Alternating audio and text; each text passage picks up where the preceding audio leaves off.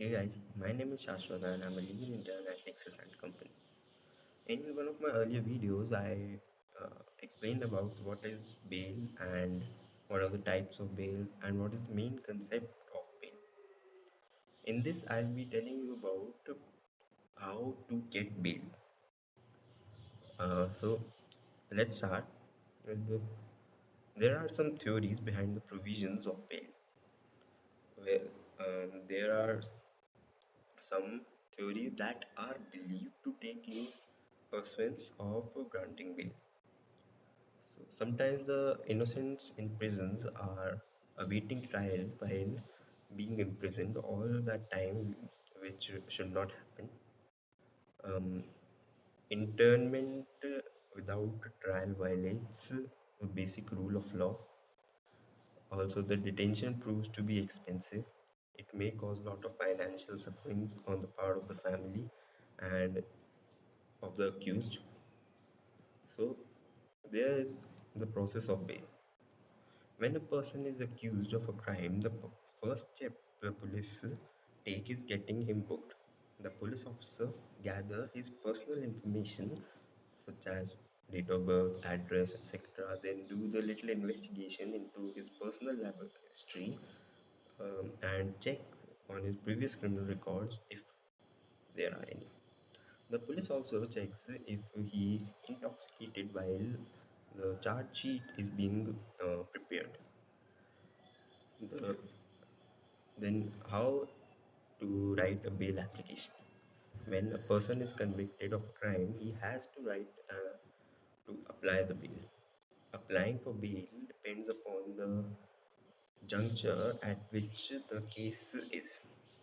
To give an illustration, if the manager of an office apprehends that he can be booked for harassment and alleged by an employee who is a woman in his office, then in this case he can file an anticipatory bail application.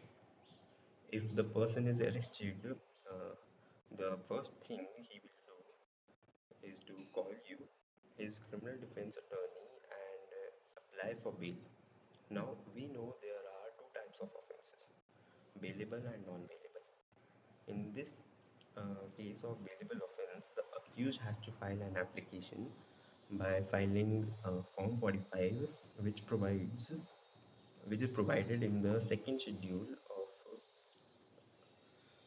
the law. Then this has to be filed in the court where the case proceedings are to be heard. The court has to approve the bail. In case of non-bailable offense, the suspect has to fill up the same form and file it in the court where his case is to be presented.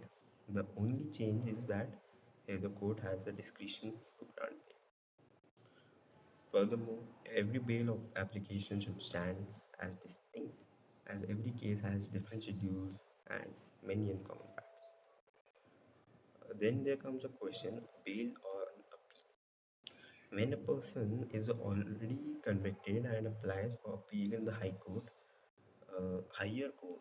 meanwhile, when he can apply for bail, there are many things that have been taken into consideration, like what if the appeal will be granted by higher court or there was a grave mistake made on the part of the lower court in deciding the case, and etc. Then comes the bail hearing.